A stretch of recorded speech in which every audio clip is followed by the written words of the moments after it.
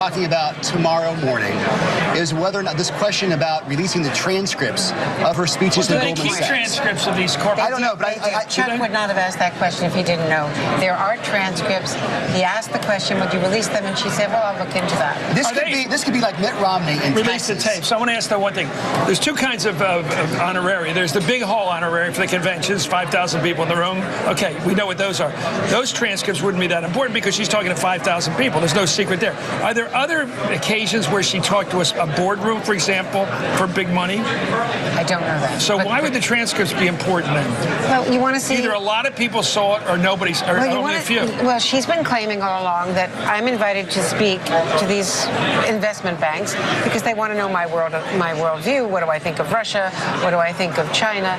You know, I'm a former Secretary of State, and all former Secretaries of State have done this in recent decades. And if the transcript shows that they were talking about something that involves a conflict of interest, I mean, I have no idea.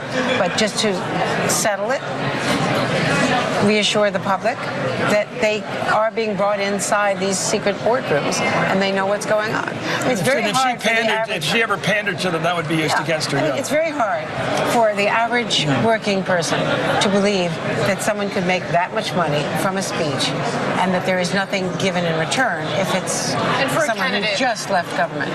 For a candidate like Bernie Sanders, if it turns out she's saying one thing to a crowd of Wall Street financiers and another thing on the debate stage, that also presents Okay, I want to thank everybody. Andrea Mitchell, Casey Hunt, James Pindell of the Boston